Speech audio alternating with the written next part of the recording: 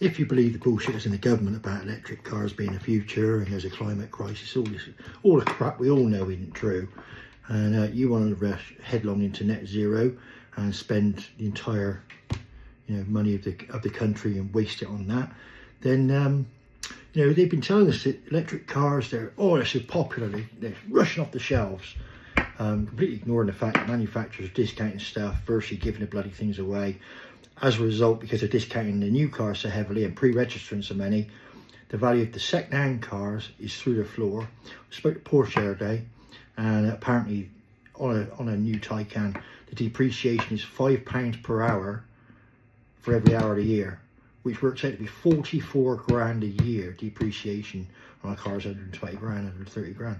So fantastic, low residuals, and they're doing so well that the funders of all the lease companies all written to the government saying, please, please, please, can we have some incentives for the used car market now? So what they want is they want the taxpayer to fund incentives for the tiny percentage of people that actually believe the bullshit and want an electric car. They want the taxpayer to fund those cars, help them to fund them, to kind of stop the rot, to take some of the flack. How is that fair? The vast majority of the country do not believe all the bullshit. They don't want battery electric cars.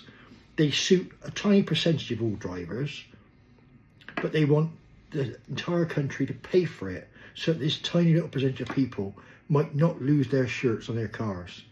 Well, that's just tough shit. Buy a diesel, buy a petrol. If you want a battery car, buy a battery car.